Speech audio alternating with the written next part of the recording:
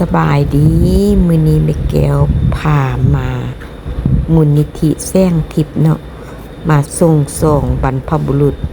เพราะว่าเฮ็ดบุญให้บรรพบุรุษที่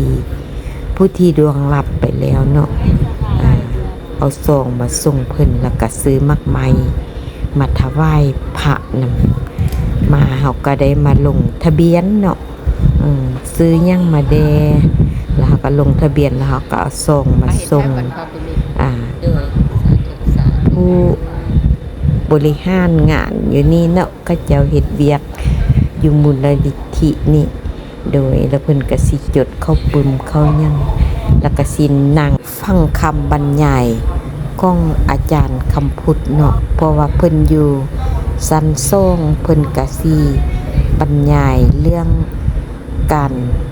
เฮ็ดบุญการทำบุญแล้วก็หลายๆเรื่องเนาะเพิ่นสิเว้าให้ฟังออกเป็นวิดีโอเฮาก็สินั่งฟังอยู่ซันลุมเพเด็กน้อยนี่ก็สิสวดมนต์เก่งเด้เขาเจ้ามาสถานมูลนิธิแห่งนี้เนาะโดยแม่แก้วก็มาแล้วก็สิได้มาเขียนใบ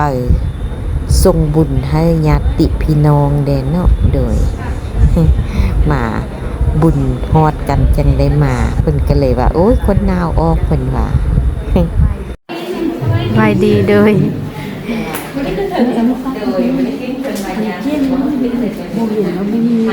เฮ็ดหน่อยทำบุญให้แต่ละคนอาจารย์มุก3 นาทีนี่แหละพักกันได้สวดมนต์เดินมาถ้าแบบเขาเป็นเขาหมายเต็มเลยห้องเลยสบายดี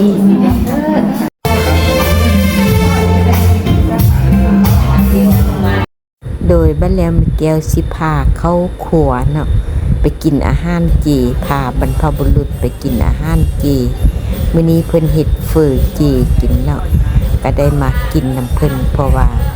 อาโหสิให้บรรพบุรุษได้กินน้ำเฮาเนาะเฮามาสิบรรพบุรุษก็มานำก็ต้อง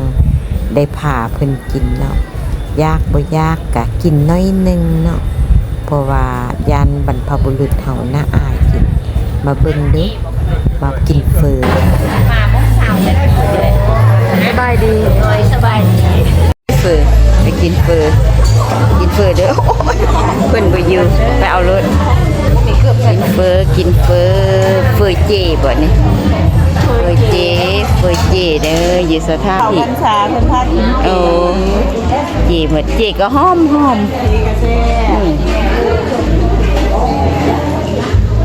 เจกินเจสบายด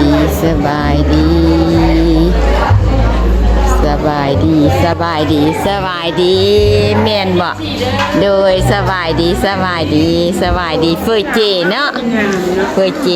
จหม้อเฟอเจบ่อันนี้นะโอ้หม้อใหญ่แท้หม้อเฟอเจเด้อดังเตาฟืนเด้อนี่เด้ออันนี้เป็นเม็ดขวดตลอดเนาะได้บุญหลายมายำได้ก็งมนำอันนี้กินใจเด้นี่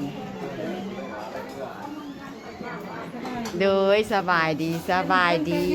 แม่นบ่เดยเฟอสบายดีเด้อสะอาดสะอ่างเด้อผู้ใดยังมาก็มาได้กินแล้วล้างพร้อมเนาะล้างของไฟของเหล่าพร้อมเฮ็ดบุญพร้อมกินแล้วเฮ็ดบุญพร้อมล้างพร้อมละเอียดเป็นทุกอันโอ้ได้กินกันโดยสบายดีมาแท้ๆได้บุญมาแท้ๆได้มาแท้ๆโดยมาตามบรรพบุรุษเพิ่นหามาหัวเงิงเงิบหลุดนะโดยแมน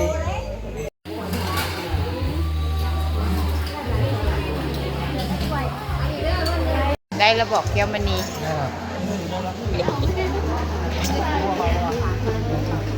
กินได้แล้วแซ่บไล่เฟอนี่นะพอดีหิ้วเข้าเนาะเฟ อเจเด้ออีละเอาระบ่อีละได้ระบ่ญาติเด้อโดยขน้อยก็อนุญาตเด้อโดยโฆษณาของกองพันใหญ่661หรือว่ากองรถดักกองรถถังไม่ได้เป็นไงรถตามรถถังเลยก็ว่าเอาไปตีบอลใดที่ไม่อยากว่ามันเป็นอาวุธที่แข็งเข้มแข็งแสดงว่าดนตรีเฮานี่ก็จะมาเพิ่มความเข้มแข็งในพวกเฮานี่นะเมื่อกี้นี่นะแต่ว่าอย่างเราอย่างช้าแต่ว่าเราปีนหลังจากกินข้าวกินน้ำแล้วมูลนิธิแสงทิพย์เพิ่นกาสิมีรายการหลายๆรายการจัดขึ้นเนาะทำพิธีในการม้วนซื่นเนาะในการเปิดพิธีลำวงหรือว่าเปิดพิธีร้องเพลงสรรเสริญพระบารมีของพระรุ่นพ่อเราผู้มีพระคุณทั้งหลายเพราะฉะนั้นก็ขออนุญาตทุกท่านจะร้องเพลงจังหวะลำวงดำเนิน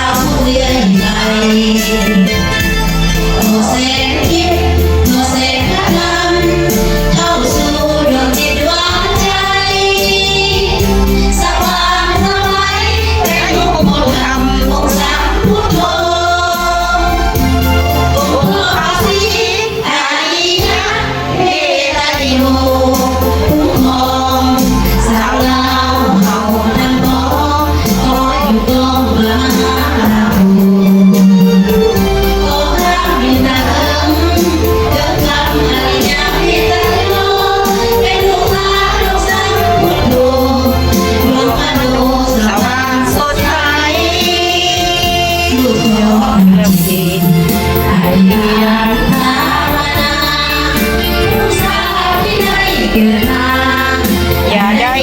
น้ำตาลำไห้อย่าพอภาษีอริยาเมตไตรสาวน้องเอาน้อมจิตใจกลับไปให้หอมพุทโธ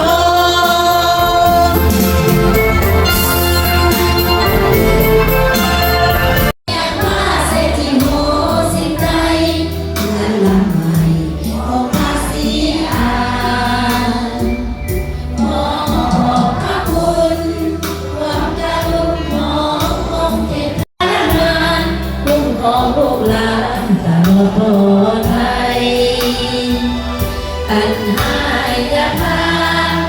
อันมันจงมีห่างไกลบารมีเศรษฐีโพ